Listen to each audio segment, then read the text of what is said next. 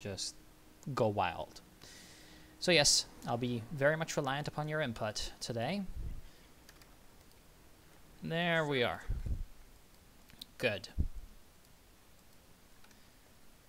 Okay, let's see. Is everything technically working? Seems like the stream here on Twitch is working pretty well. Okay. Just in case anyone wants to come on Twitch. There is the Twitch as well. And yeah, so on YouTube, of course, it works. There we go. So let's just start it right now. This is a 3v3, of course, on a lovely map. This one, whatever it's called, Ettelbruck Station. Censored by VP I Am a Jeep. And his buddies are Reminin and Eva Brown. All playing as the OKW, obviously. Free OKW, so great. The enemies are Big Daddy, playing as the Americans on the eastern flank. Then we have Phylok Moths and Mondo Bizzarro, who might be Italian. Is he Italian? Just checking.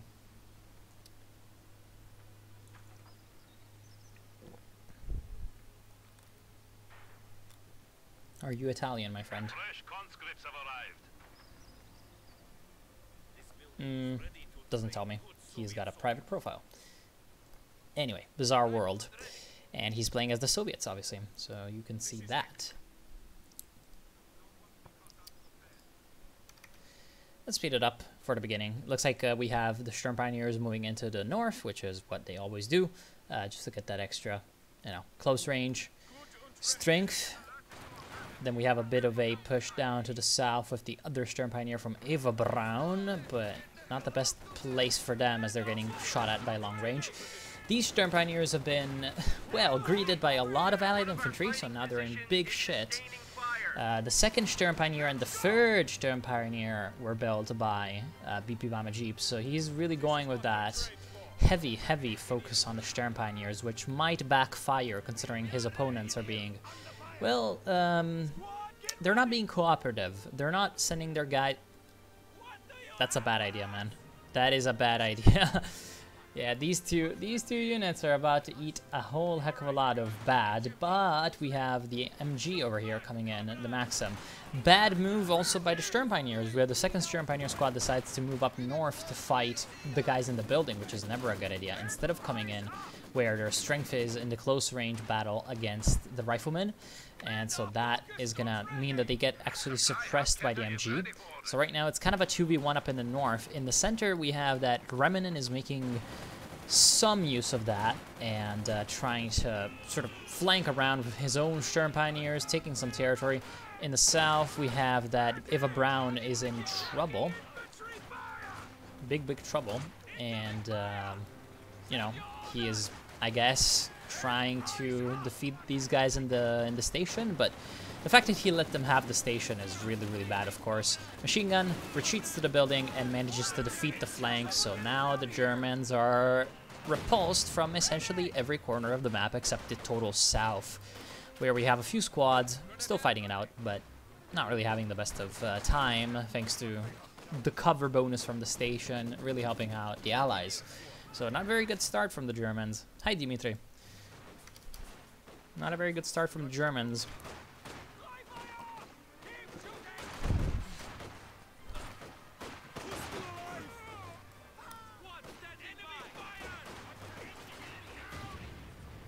Engineer down. Ooh.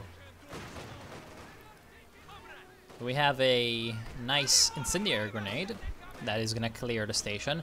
At least the Germans can recapture the center now, and if they can recapture the center and kind of fortify it up, then they can put up a lot of pressure up to the north. However, the Americans have decided to come in force.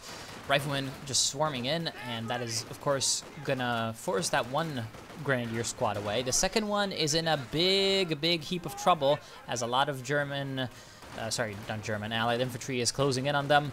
Thankfully, the Sturm Pioneers are in here, and they're trying to help. This one Sturm Pioneer squad should probably be getting a little bit closer to the action so that its accuracy is increased. And its DPS will also increase exponentially if they do that. But yes, so the Germans are able to push back the Allies from the center. Quite a bit of damage coming in from the mortar. on the Volksgrenadiers, but that will not stop the German capping spree. The Sturm Pioneers are also moving in. They can do some nice work clearing the streets of enemy troops. These conscripts are absolutely surrounded on all sides by German units, and they have to run away. There's a mine over here trying to cover the flank of the Allied position up here, and it's, well, I mean, the position up here is doing its job. It's kind of turning back whatever Germans are coming from the front, but the Germans are behind them right now, and that's of course not quite great. So they need to be very, very, very much active in responding to this push, because if they let this go on forever, you know, they're gonna lose a lot of resources for no reason. Thankfully, there's the Lieutenant. Lieutenant is actually gonna do a lot of damage to this very, very low HP Sturm Pioneer. He has to run away. Grenade wipe on the first Sturm Pioneer squad, and the second Sturm Pioneer squad is also going to get wiped by the MG that was well positioned, actually. This fighting position is actually, look at that. That was pretty well planned. Like, he put the one angle to cover the road, because it's not like he can shoot through the building. And then he put the rest to cover a little bit of here and a little bit of the VP area as well. And that's pretty useful. I like that positioning. Of course, once the Germans get out some support guns, that thing is gonna die. We have a Goliath though coming through from BP by my Jeep. So I wonder how he's gonna use that. Anyway, despite this last big loss of 600 manpower of Sturm Pioneers, the Germans are in a dominant position. It looks like the Reminen has managed to build his tier 1 and has a lot of, you know, good stuff coming out of it. With that, oh damn, is that a 120mm? That looked like 120mm. Anyway, so the Germans are getting their support guns. DP by my Jeep is getting that Goliath from the Mechanized Regiment Headquarters, and Eva Braun is also getting support guns and machine guns. So 2 players voted, you know, kind of more on the defensive, and then 1 player trying to get a Goliath. I wonder how that is going to be used. It's waiting for an ambush up here. And, you know, it can do some pretty nasty work on this map, actually, because there's a lot of ruins that provide heavy cover. Oh, that grenade, though. Well done. Big Daddy getting in the daddy kills. He has picked Rifle Company, which means that he's awesome. Yeah, man, Rifle Company. How great. And, yeah, essentially, it's going pretty okay for the Germans, but the Allies are getting some victories here and there, and now they're trying to shift their focus more to the south, which is a good idea. Oh wow, they hit a mine though, so that's obviously pretty bad. Lots of mortars all over from our Allied players, just providing a lot of support, making sure that the Germans can't really have any moment to rest or take cover. Goliath is just slowly creeping up, as you can see, with all of these green covers that he can hide. In. He's just slowly inching up, and it's like, you know, no one's seeing me, no one's seeing me, and so he's getting closer and closer to some potentially dangerous territory. Of course, it would be hilarious if it hit the mine, you know, that would be something else.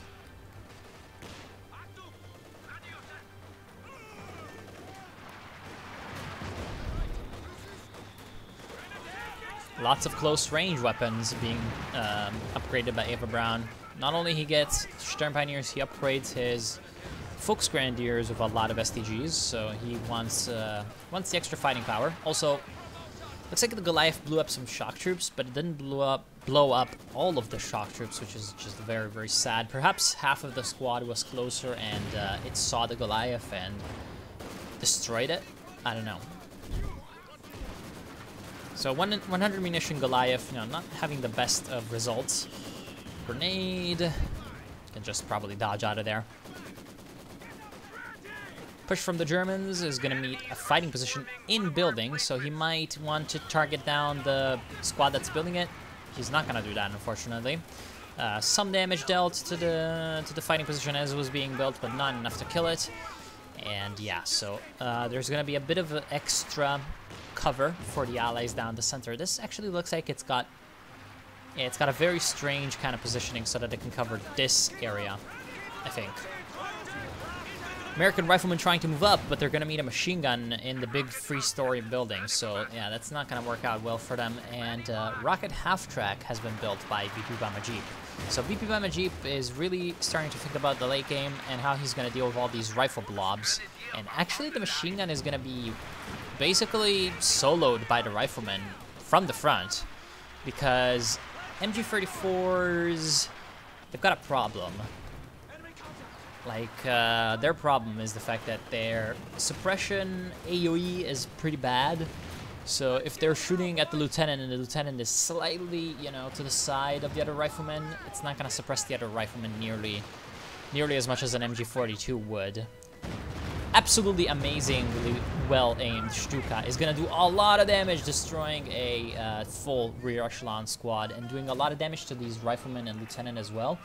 But unfortunately not getting any wipes on them, which is very sad for the Germans, for the Nazis. Has anyone gotten tier 4 for the Nazis? No, we still have the same tiers, although someone, in this case Reminen, is trying to move up a truck, possibly to set up a Schwer. Yes, setting up a Schwer right there. And we actually have an AA half-track from Big Daddy. So let's take a bit of stock. We have Big Daddy with Lieutenant tier, ambulance, and a half-track. So he's kind of slowly heading to the late game. Of course, when he gets to the late game, he can get easy 8s out of the battalion command post. So, you know, some good versatility, good medium tanks. Then we have Phylok. He does not have any tiers really researched. Then we have Mondo Bizzarro with tier 3, and of course he is shock rifle frontline tactics, so he can get out those shock troops and later the S2. So I guess that's his thing. Yeah, rifle company. Too sad. Hello, Krieger. And hello, Gunther. See, everyone's getting in there.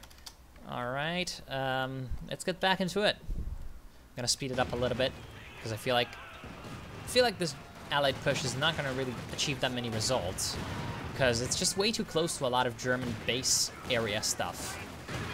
You know, this is more German territory than Allied territory, although this half-track could be very, very problematic for the Germans to deal with.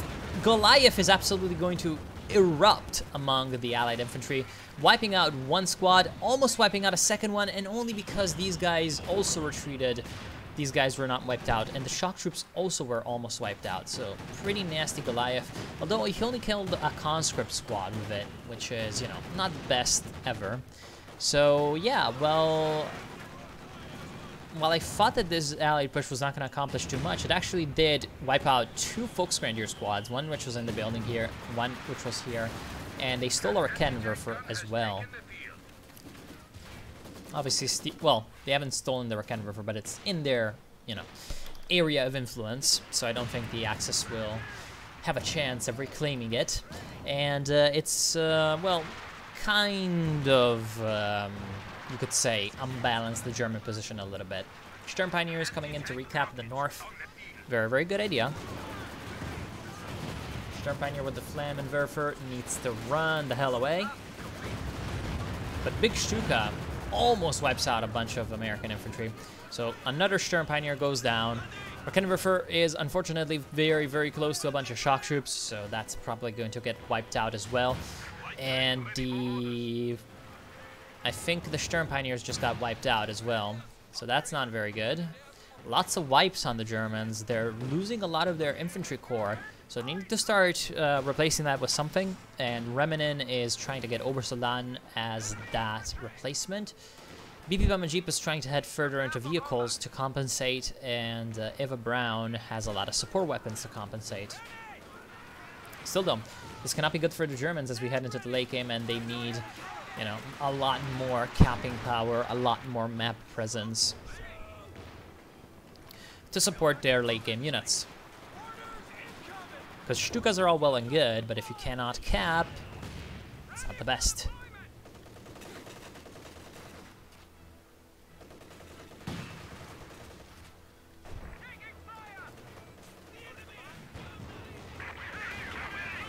Nasty.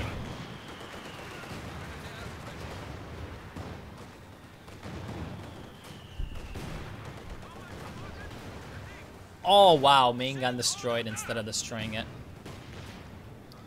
Yeah, that T70, you know, not the best choice ever. T70 at this point in the game, also, like, it's just way too late. And it goes down eventually. Also, not just it's a little bit too late, it also did a very, very bad push into what was clearly an area with a lot of AT and perhaps even mines. Who knows? So there's, who knows what it was thinking. So there's a lot of support guns that the Germans are building, and that's of course going to be inflicting casualties on the Germans. Let's see, like, the casualties, or sorry, on the Allies.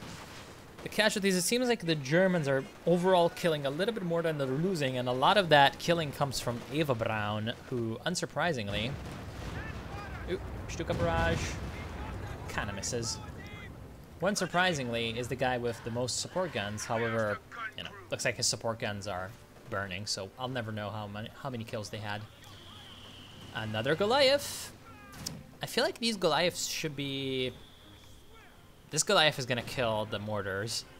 I think this Goliath is gonna kill the mortars.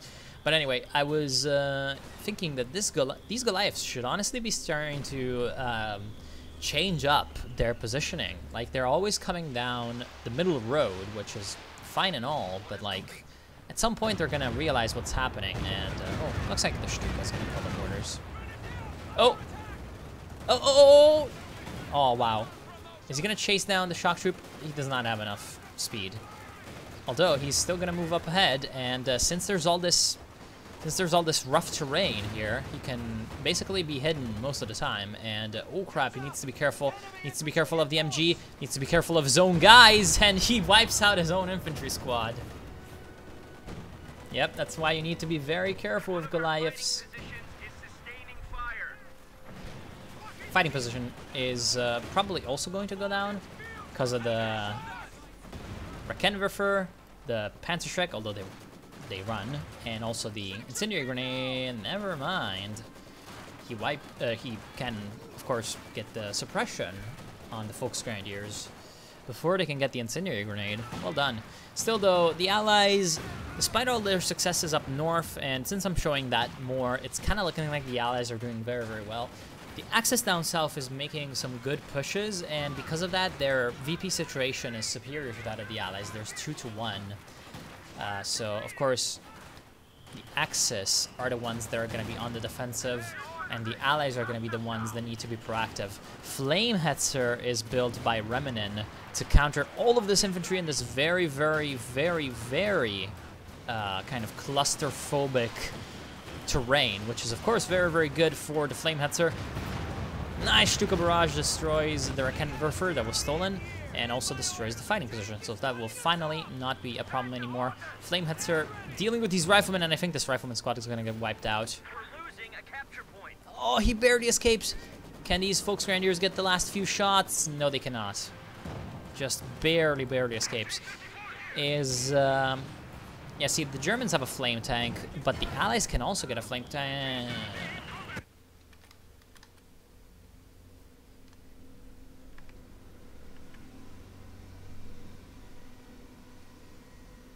Why you again? What did... Like, why? Why are you there? No, go away. Go back to 7 minutes ago or something. Another T-70. Instead of getting tier 4, and I was saying, maybe they should have the flame tank of their own, especially to deal with all the support weapons down south. You know, the KV-8 flamethrower tank, which is an amazing, amazing vehicle. He decided to get more T-70s and waste 70 fuel on a T-70. I don't know, I think that that's not the best idea ever. His friend down here, Phylok, has a lot of PTRSs and a T-34-76. He's also going for a ML-20 because he is the tank hunter tactics. So that gives him access later to the PTAB bombing run, which is very, very effective, especially against buildings and tanks. Speaking of tanks, we have Eva Braun with a Panzer IV. We have, of course, the Flamehetzer, and BP Mamajip has spent a lot of fuel on the Stukas, so no tanks for him for a while, but maybe... Who knows? Maybe he's gonna get a Schwer Panzer headquarters and do something.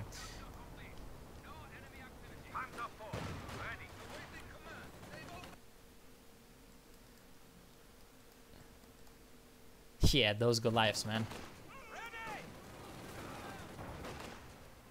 As always, I'll be keeping up with the chat a little bit delayed because, you know, Company of Heroes 2. Anyway, yeah, so we have triple cap for the Germans, which is very, very strong, of course. 300 points and triple cap means that, you know, 5 minutes. Because, yeah. Because 1 VP a second with 3 VPs capped equals, you know, 300 is 5 minutes. Oh, Lord. Oh, yes. Oh, my God. This is the Flame Hetzer's, like, birthday party. And here comes also a Stuka in the very, very, very narrow... Oh, he was trying to, like, hit the retreat path, maybe, or just the ML20. He destroyed the ambulance, which is very well done. So that was, I guess, a decent Stuka barrage. The EZ8 is trying to support the infantry against the Flame Hetzer, but it's not really enough, and the infantry takes a lot of damage, although not as much as I thought. In the center, we have the shock troops taking the point, but the south is a disaster as the Panzer IV is absolutely smashing through the Allied infantry. The soft troops that are down here. T-34-76 moves in to try to counter, but I don't think it will be enough. Another Stuka barrage absolutely nails all of the infantry and wipes out both Rifleman Squad and the Lieutenant. As you can see, they're all burned and rocketed. So that was a combo play from the Hetzer and the Stuka. That's pretty nasty. Also, the ML20 is trying to nail this STKFZ. That was delayed. Okay. I just love the delayed death because, you know, he was at like... It looked like he was at 1% HP, but then he died. So that was pretty fun. Pretty fun. So obviously taking down the map hacks is a good thing, but now that the ML20 is spotted, like the Stukas will just not give him any opportunity to survive, I don't think. Shock troops were forgotten about in the center, and they were executed by the Obersoldaten. They were taking damage, of course, earlier from the support guns, so... Yeah, allies need to be very careful about how they use their infantry. They need to be more dynamic, otherwise they're gonna get destroyed by the support guns. Which is, of course, not what they want. Oh, crap, Panzer IV, not in the best of situations. It gets rammed by one of the T-34s. In fact, the veteran one rams the Panzer IV, which is perhaps not the best idea ever. P-Tab bombing run as well, perhaps a bit of an overkill, as there were a lot of PTRSs and the other T-34. So, yeah. Anyway, it looks like these Volksgrenadiers are trying to make sure that this T-34 will never use its veterancy again, and they are successful. But there's a lot of Allied armor, just absolutely smashing them into bits with their guns. So, yeah. While this is successful, I'd say that this is a good trade for the Allies, because honestly, like, losing the T-34-76, even though it was the veteran one, is definitely worth destroying the P4, which is more expensive than the T-34-76 by quite a bit. 140 as opposed to, well, it should be 90, but since Relic likes to patch the game, yeah, okay, it's 90. So that's 50 fuel less, of course, which is not bad. And they've also managed to inflict some casualties on the Axis infantry, which is not bad.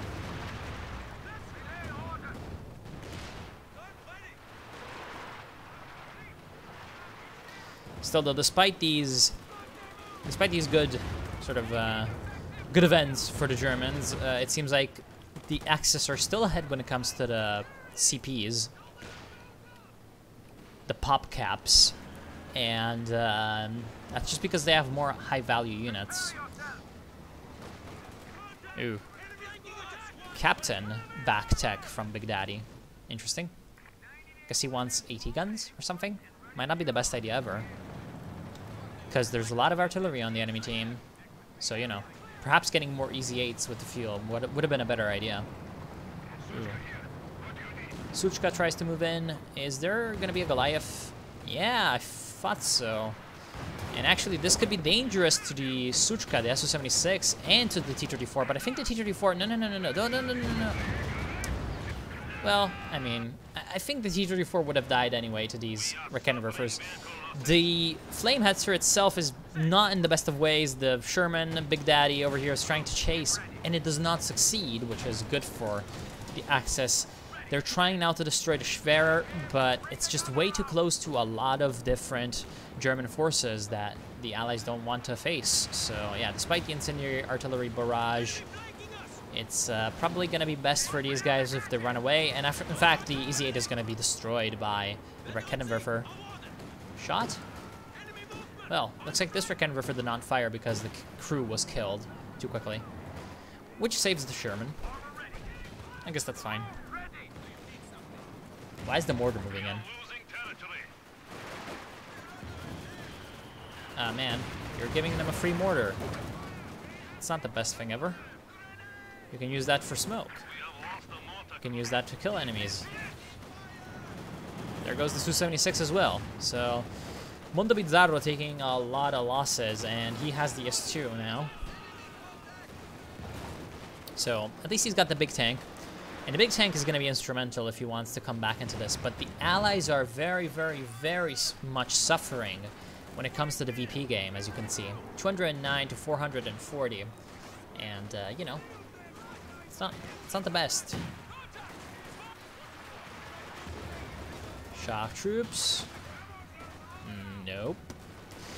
Just too much German infantry. Too much German infantry, too little Allied infantry, and especially too little Allied support weapons, which is not allowing them to sort of defend the areas that they capture, if they capture some. And the German artillery superiority is also not working in the favor of the Allies, so yeah. However, despite all these problems, they're still able to get some local successes, and so they do have a decent position when it comes to the units and the pop cap. The Germans are ahead, but the Allies, if they use their units correctly, they can turn this around. And the key to this is going to be how they play in the center, I think, because they're being very, very much tunnel visioned by the north, which is the only place where they have the VP relatively secured. So that is actually a bad idea. Very, very bad idea. Because they're trying to move through to from the north, but they're kind of neglecting the center, which is the least well-defended German VP. And when it comes to you having 185 VPs, VPs start to become very important. Nice shot, by the way, by the S2. Oh, that was not a good shot for the S2, though. Lots of Raketenwerfer. Well, another one bites the dust. Man, the S2 is really showing its superiority once again. However, Stuka Barrage means that these tanks, I mean, they're not going to take that much damage, but the infantry needs to run away. Raketenwerfer is getting recrewed, but the Allied tanks just don't care and power through it. However, there is a flank coming in from the Panzer IV. Panzer IV pops the heat rounds. Nice shot on the Sherman, but it decides that it is not in the best neighborhood. Kind of. Gets a main gun destroyed on the IS-2 with the penetration, the extra penetration from the heat rounds. Can it get the finishing blow? No, it misses. So the second EZ-8 is going to be coming in and is going to be instrumental to save the IS-2 by scaring away that Panzer IV. Damn. What do you think of the new Battlefield 5 trailer? I don't know. I've actually not watched it, so yeah, I'll watch after the thing is over. Ready for action. Ready for action. Orders. Well, T-70 light tank. Don't be stupid. Although you are getting some kills. So the second T-70, ironically enough, is being a lot more useful than the first one. Getting a lot more kills. I don't know how this is possible. You know, it should be that later on there's more counters for it, but apparently not. Damn. Sherman doing its job. Being a bit of a derp. And looks like the Allies have re-established their artillery piece, and they're trying to get some shells down on those howitzers. Or not, sorry, not on those howitzers. This is the howitzer. On those trucks.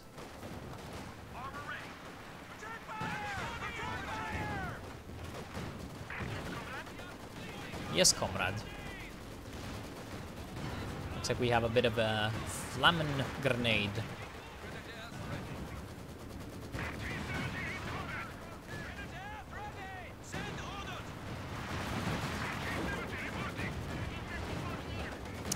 This looks pretty good for the Allies in the center. This local situation. However, Panzer IV is trying to chase down the poor T-70. Wow. Well, it's being pretty pathetic, actually, at chasing down the T-70. T-70 is not taking that much damage from like these things that are shooting at it, which is weird. Okay, now finally it takes a lot of damage, and that's not very good. It dies.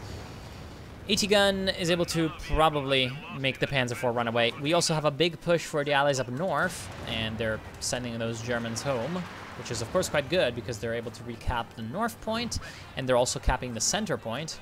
For some reason, once again, Mondo Bizzarro sends the mortar ahead for some reason that I do not know. However, yeah, the Allies getting some good victories. Stuka's trying to retaliate. They've got a lot of kills. That's for sure. But, yeah. Not the best barrage there. How are these Stukas actually doing? Well, let's see when they were built. So, construction. We have BP Mama Jeep. His first Stuka was 13 minutes. No, 14. So now that would be 16 minutes. And then the second one was built. When was it built? You know, he has 2 Stukas. Oh, the first one was built at 9. So 16 minutes, and then the other one is like 21. So in 37 minutes, they netted 54 kills. Almost 2 kills a minute. Doing their job, I guess. Damn.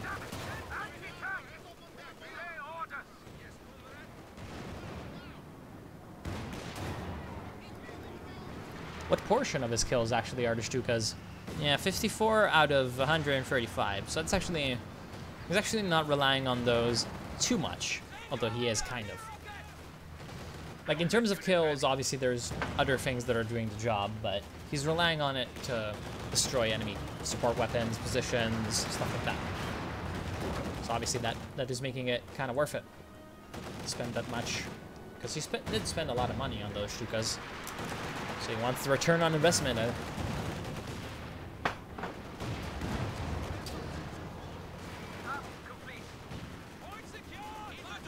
Oh, wow. I am happy that I looked there. That was amazing. And yeah, I guess that's what makes the Stukas so damn dangerous on a map like this. Because there's a lot of narrow pathways where, you know, the infantry can't just shrug off the damage.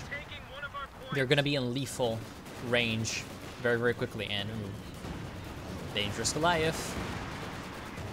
Easy-8s are trying to come in and help, which is pretty good. However, the IS-2, which is supposed to help them, needs to be repaired. So honestly, the Easy-8 should be waiting until the IS-2 is back on track. Also, Phylak Moffs has not been getting any tanks of his own. He's just spamming artillery. And at this point, ooh, big Papa Pump on the field. Reminen gets the King Tiger. Of course, he was waiting for that since the Flammenhetzer. And that works out quite well for him. Panzer IVs, of course, miss yet again. But the Stuka finishes off the Sherman. And these Stukas, they're doing quite well.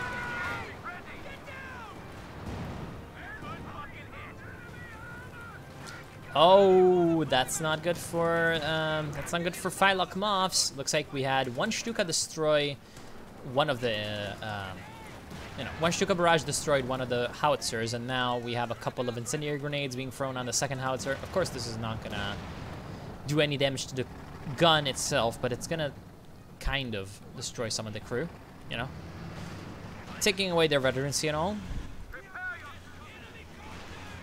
So that's gonna silence the artillery for a bit.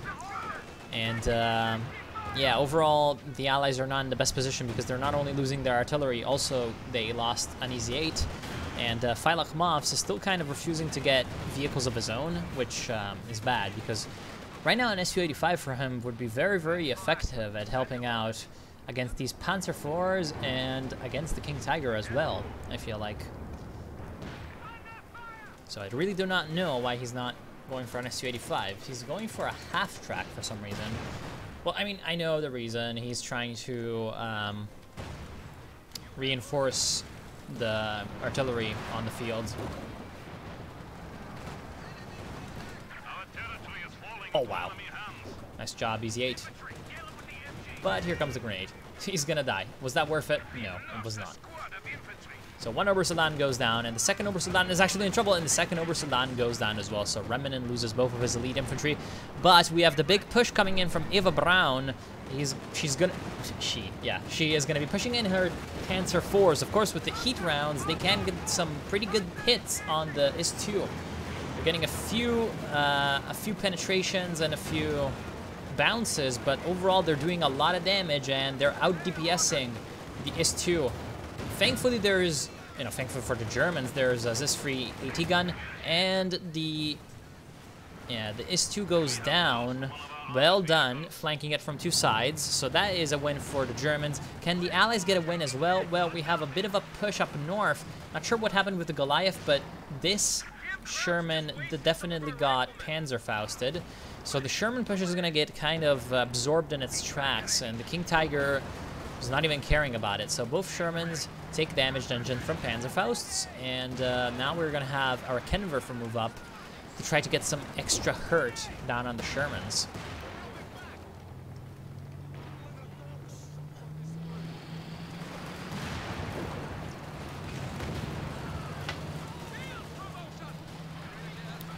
Ooh.